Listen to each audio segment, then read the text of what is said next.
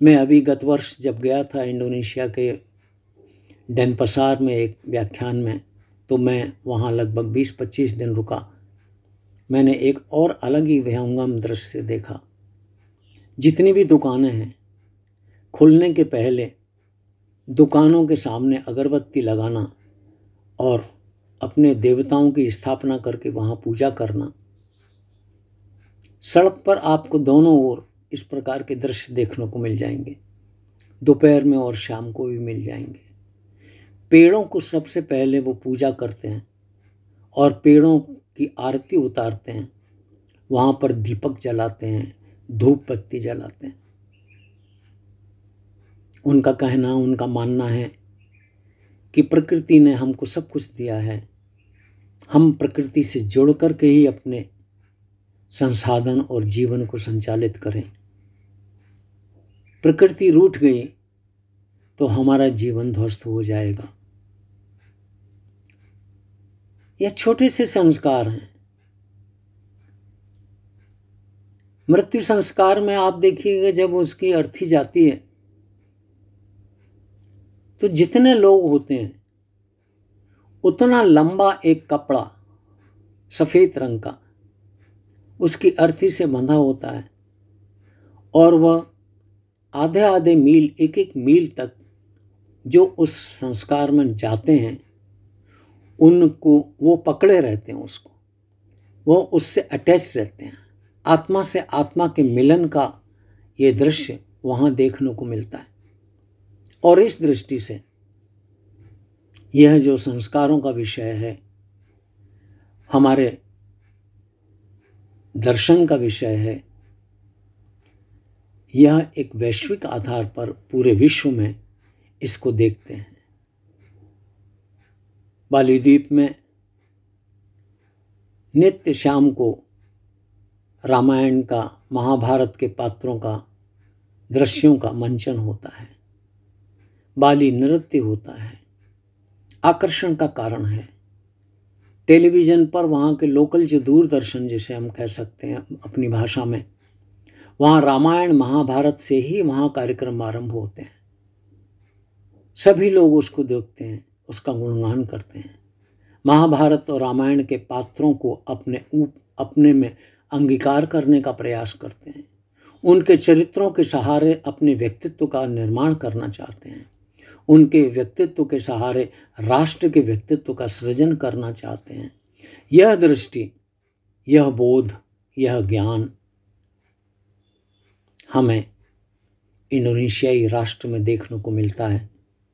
और इस दृष्टि से हम यदि देखें तो मुझे ऐसा लगता है, चाहे भारतीय दर्शन का विषय हो, चाहे भारतीय संस्कारों का विषय हो, चाहे शिक्षा का विषय हो, या इंडोनेशिया के वैश्विक स्तर पर स्थान का विषय हो, इसमें इसके मूल में भारतीय संस्कृति और हिंदू संस्कृति है।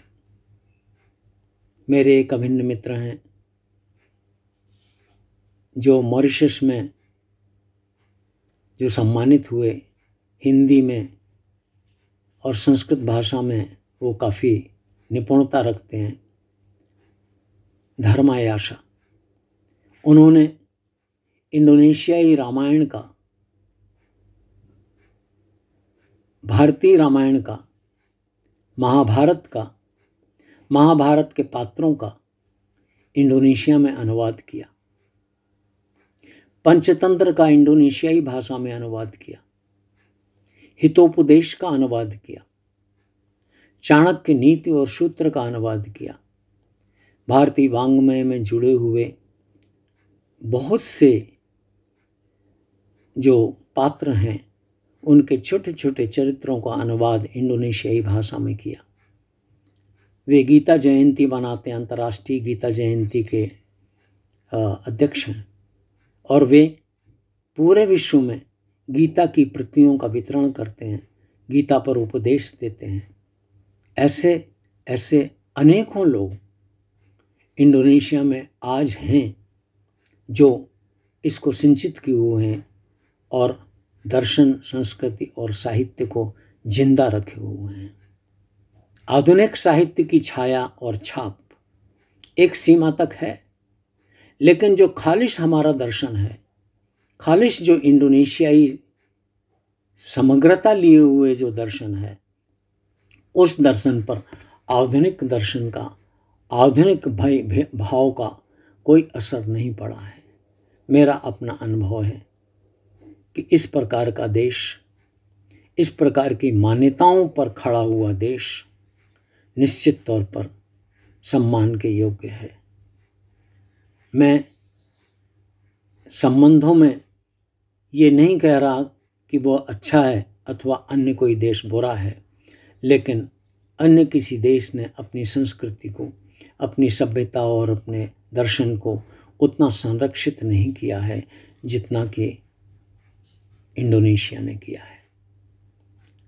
वो उसका बहुत गहराई से आध्यात्मिक और तांत्रिक मर्म भले ही न जानते हों, लेकिन कर्मकांड की दृष्टि से और अध्ययन, अध्यापन और अनुसंधान की दृष्टि से वे जीवित हैं आज भी इंडोनेशिया के अंदर। मैं जिस विश्वविद्यालय के द्वारा बुलाया गया हिंदू धर्म विश्वविद्यालय था, इंडोनेशियाई सरकार ने उसका नाम बदलकर सुग्रीव विश्वविद्यालय किया है। यह हम सब के लिए गौरव की बात है। चौराहे पर रामायण के भगवान राम का धनुष लिए हुए विहंगम चित्र हमें देखने को मिलता है। उसके चारों ओर रामायण के पात्रों के और युद्ध के सारे वर्णन उसमें खुदे हुए हैं। जोग्यकार्ता का बोरोबुद्दुर मंदिर दुनिया में कौन नहीं जानता। इसी प्रकार से चांदी प्रामानन, चांदी यानी मंदिर, प्रामानन यानी विष्णु, भगवान विष्णु का मंदिर जोग्यकार्ता में बहुत फेमस है, जिसके चारों ओर धार्मिक कथाओं का वर्णन हमें मिलता है। विष्णु की पूरी कथाएं, रामायण के पूरे चित्र हमें उकेरे हुए वहाँ दिखते हैं।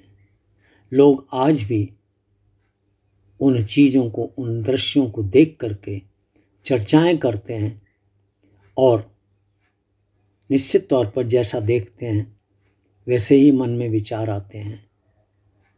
वह विचार आज इंडोनेशिया में हमें देखने को मिलते हैं और इसका पूरा श्रेय भारतीय वाङ्मय को जाता है। भारतीय वाङ्मय की दृढ़ता और भारतीय वाङ्मय की जो एक निश्चल शक्ति है उसको जाता है। इतनी शताब्दियों के गुजर जाने के बावजूद भी रामायण, महाभारत, उपनिषद, वेद, पुराण, व्याख्यान, आख्यान, इन सब में जो ताकत निहित है, इन सब में जो शक्ति निहित है, इसका जो वर्णन है, उसकी जितनी व्याख्या की जाए उतना ही उसमें मन रम जाता है। ऐसे रमे हुए मन वाले राष्ट्र को हम अपना पड़ोसी राष्ट्र मानकर और उन राष्ट्र के साथ हमें अपने संबंधों को मजबूत बनाकर एक नई नीति का संचार कर रहे हैं। नरेंद्र मोदी हमारे देश के जो प्रधानमंत्री हैं, उन्होंने लुक ईस्ट पॉलिसी के और एक्ट ईस्ट पॉलिसी के माध्यम से पुराने जितने भी हमारे सांस्कृतिक स्रोत थे, जिसमें इंडोनेशिया है, मलेशिया है, फिलीपींस है, सिंगापुर है, थाईलैंड है, ब्रुनाई है, वियतनाम है, बर्मा है, मालदीव है, श्रीलंका है, इन सबको एक सूत्र में सांस्कृतिक धागे से पिरोने का प्रयास किया है और सांस्कृतिक पुनर्जागरण की दृष्टि से उनको इस बात का बोध कराया जा रहा है। न केवल दार्शनिक और साहित्यिक बोध कराया जा रहा है, बल्कि इन देशों के बीच में एक अंडरस्टैंडिंग मजबूत बने। इन दक्षिण पूर्व एशिया और दक्षिण एशिया के राष्ट्रों के बीच में एक फेडरल बने, एक मजबूत बंध बने। इन लोगों के जो परस्पर गिले शिकवे हैं, वे संस्कृति और दर्शन और धर्म और रीति रिवाज और परंपराओं के माध्यम से कैसे सुलझाए जा सकते हैं।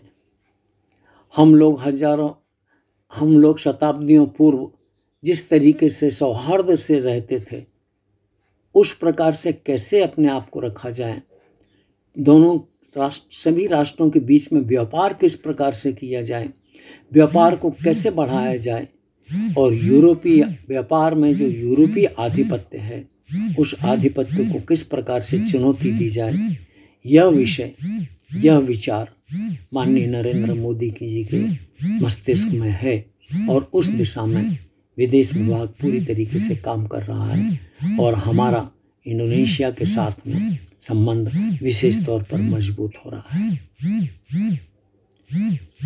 अपने इस छोटे से विमर्श में मैं अब एक दूसरी बात कहना चाहता हूं। इस बैकग्राउंड पर, इस पीठिका पर, इसमें सबसे बड़ी भूमिका, सबसे महत्वपूर्ण भूमिका इंडोनेशिया के पूर्व राष्ट्रपति सुकार्नो की रही। यदि वो पहले राष्ट्रपति इस विचार श्रृंखला और परंपरा के मानने वाले नहीं होते तो आज इंडोनेशिया का स्वरूप दूसरा होता। उनके जो पिता थे वो इस्लाम धर्म के अनुयायी थे और उनकी जो माँ थी वो बालिनीज ब्राह्मण थी और निश्चित तौर पर बालिनीज ब्राह्मण जो थी वह दोनों की युति से जब सुकार्नो पैदा हुए तो इंडोनेशिया में कर्ण को सुकर्ण बोलते हैं और प्राय उस जनरेशन के लोग सुकर्ण के चरित्र से बहुत प्रभावित थे। सुकर्ण का धैर्य, शौर्य, वीरता, दृढ़ संकल्प। तो इंडोनेशिया की जो माँ, सुकार्नो की जो माँ थी वो यह चाहती थी कि किसी भी तरीके से हमारा जो बेटा है वो कर्ण की तरह योद्धा बने और कर्ण की तरह अपने आप में एक नए राष्ट्र का उदय करने वाला बने। इस तरीके से जब हम देखते हैं तो इंडोनेशिया का नाम सुकर्ण रखा। इंडोनेशिया में इनके सुकार्नो के जो पिता थे वो इस्लाम धर्म के अनुयायी थे और इंडोनेशिया में उस समय शरीकत इस्लाम एक पॉलिटिकल पार्टी, एक सोशल ऑर्गेनाइजेशन था फ्रीडम मूवमेंट के समय में। वहाँ पर इस्लाम धर्म की शिक्षा दी जाती थी। इंडोनेशिया के पिताजी ने सुकार्नो के पिताजी ने सुकार्नो को चक्रो अमीनोतो के घर इस बात को लेकर के भेजा कि वे इस्लाम को सीखेंगे, इस्लाम धर्म को अपनाएंगे और इस्लाम धर्म का प्रचार प्रसार करेंगे। लेकिन उल्टा हुआ। इंजीनियरिंग की पढ़ाई करने के बाद में उन्होंने इस्लाम धर्म को स्वीकार न करते हुए एक राष्ट्रवादी नेता के रूप में उभर के आए और अपने जो पहले पॉलिटिकल गुरु थे चक्रो अमीनोतो, उनकी बात को स्वीकार नहीं किया और उन्होंने सोशल इंजीनियरिंग के क्षेत्र में वहाँ के जो राष्ट्रीय आंदोलन थे उन क्षेत्रों में अपने आप को समर्पित किया। यहाँ महत्वपूर्ण विषय यह है कि जब ये सब घटनाक्रम चल रही थी तो उस समय एक पुस्तक थी स्वामी रंगनाथानंद जी की, वॉइस ऑफ विवेकानंदा, विवेकानंदा मर्डेका, विवेकानंद की आवाज़। उस पुस्तक का जो भूमिका थी उसमें स्वामी रंगनाथानंद जी ने लिखा है कि विवेकानंद उन कुछ व्यक्तियों में से थे जिन्होंने मुझे सबसे ज़्यादा प्रेरणा दी। ये सुकार्नो लिखते हैं। उसकी फॉरवर्ड जब स्वामी रंगनाथानंद जी की जो वॉइस ऑफ विवेकानंद किताब है उसकी फॉरवर्ड सुकार्नो ने लिखी है, और उस फॉरवर्ड में सुकार्नो ने ये कहा कि स्वामी विवेकानंद उन कुछ व्यक्तियों में से थे जिन्होंने मुझे बहुत ज़्यादा प्रेरणा दी। शक्तिशाली बनने की प्रेरणा, खुदा का भक्त बनने की प्रेरणा, अपने राष्ट्र एवं गरीबों का सच्चा सेवक बनने की प्रेरणा, और यह प्रेरणा मुझे संपूर्ण मानवता की सेवा करने के लिए प्रेरित करती थी। विवेकानंद के अनुयायी थे। अनुयायी जैसा हम भारतीय संदर्भों में लेते हैं उस रूप में ना सही, लेकिन सुकार्नो ने अपनी ऑटोबायोग्राफी सिंडी एडम्स ने उनकी जो ऑटोबायोग्राफी लिखी है, बायोग्राफी ऑफ बुंकारनो, बुंकारनो का मतलब होता है ब्रदर सुकार्नो, ये जो बायोग्राफी लिखी है उसमें लिखा है कि विवेकानंद रात्रि में सोने के पहले, सुकार्नो रात्रि में सोने के पहले विवेकानंद की पुस्तक पढ़ के सोते थे और इसी का चिंतन करते थे। इस दृष्टि से उन्होंने धीरे धीरे अपने आप को इतना मजबूत पाया कि वे डच सरकार से, डच उपनिवेशवाद से इंडोनेशिया को स्वतंत्र करा करके एक पृथक राष्ट्र के रूप में स्थापित करने का संकल्प उन्होंने लिया। इस दृष्टि से हम यदि देखेंगे तो हम ये पाते हैं कि परस्पर तनाव और टकराव के कारण चाहकर भी वहाँ पर एक जो राष्ट्र की स्थापना का जो विषय आया उसमें ह्यूमैनिटी और राष्ट्र की सेवा करने का, गरीबों की सेवा करने का जो विषय आया वह हमें विवेकानंद के चिंतन से सुकार्नो में ट्रांसफ़र होते हुए इंडोनेशियाई समाज में देखने को मिला। सुकार्नो महाभारत के पात्रों से बहुत प्रभावित थे। वे इसी कारण से डच की शक्ति का, डचों को वो कौरव और इंडोनेशियंस को पांडव मानते थे। वो यह मानते थे कि डच उपनिवेशवादियों ने हमारी भूमि पर आधिपत्य किया है और अंतिम विजय पांडवों की होगी, इंडोनेशिया की होगी। और इन चीज़ों को ध्यान में रखते हुए उन्होंने इस बात का भी संकल्प लिया कि किस तरीके से स्वतंत्रता के बाद हम इंडोनेशिया के एक राष्ट्रवादी इंडोनेशिया बनाएंगे। दूसरी बात मैंने ये बताया कि वो वहाँ के जितने भी सांस्कृतिक जागरण से संबंधित जुड़े हुए जो विषय थे उन विषयों में हम ये देखते हैं कि भारतीय जो नेतृत्वकर्ता या भारतीय जो दार्शनिक हैं उनकी बहुत बड़ी भूमिका रहा करती थी।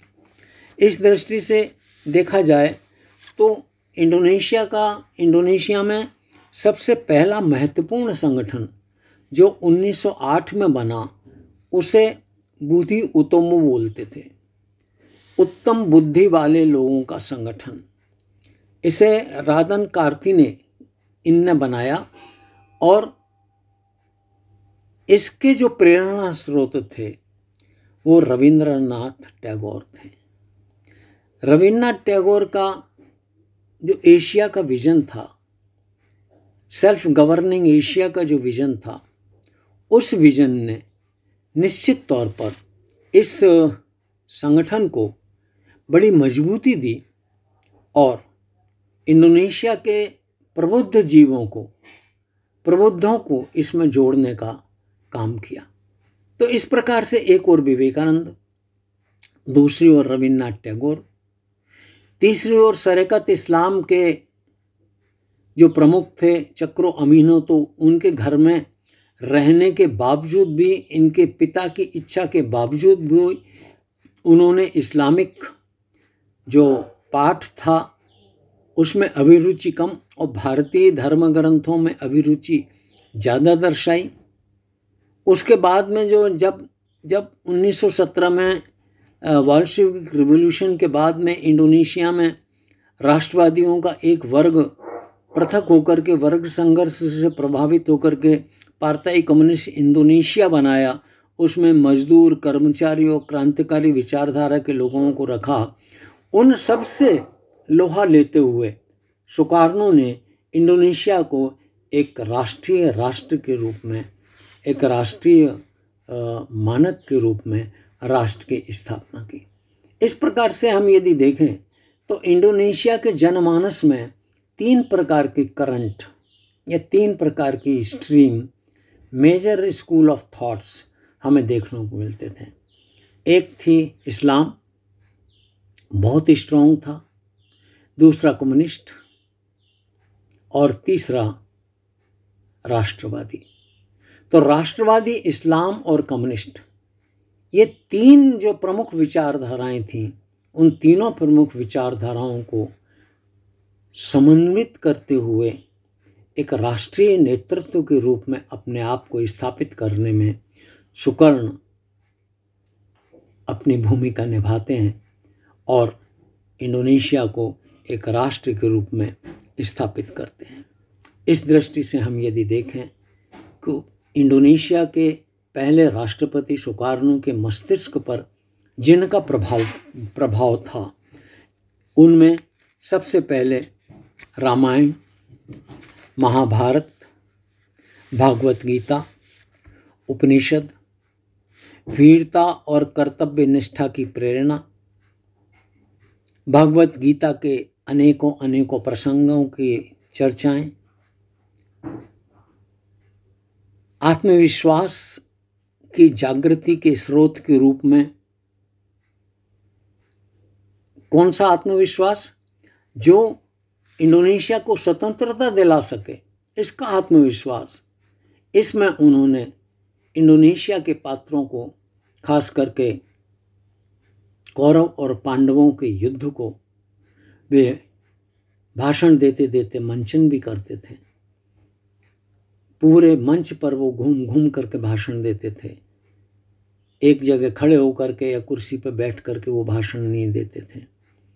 कुछ स्पीचेज उनकी जो हैं बहुत ही मोटिवेटिंग फैक्टर किए हैं। खास करके वो स्पीच जिसमें उन्होंने संयुक्त राष्ट्र संघ में कहा था, go to hell with your aid, और अपने आप को संयुक्त राष्ट्र संघ से विड्रॉ कर लिया था। क्रोधी भी थे। जब उनके विश्वास के अनुरूप कोई काम नहीं होता था तो वो उत्तेजित भी होते थे, लेकिन वो जिनको अपना आदर्श मानते थे उसमें स्वामी विवेकानंद, महात्मा गांधी, बिपिन चंद्र पाल, सुरेंद्र नाथ बनर्जी, महर्षि अरविंद, सरोजनी नायडू, इन लोगों ने सुकार्नो को तराशा। इनके विचारों ने सुकार्नो को बनाया और सुकार्नो एक राष्ट्रवादी सुकार्नो के रूप में उभर के सामने आए। वे महात्मा गांधी के फ्रीडम मूवमेंट में, जब इंडोनेशिया के राष्ट्र का निर्माण की शुरुआत हो रही थी, वे महात्मा गांधी के असहयोग आंदोलन से बहुत ज़्यादा प्रभावित थे।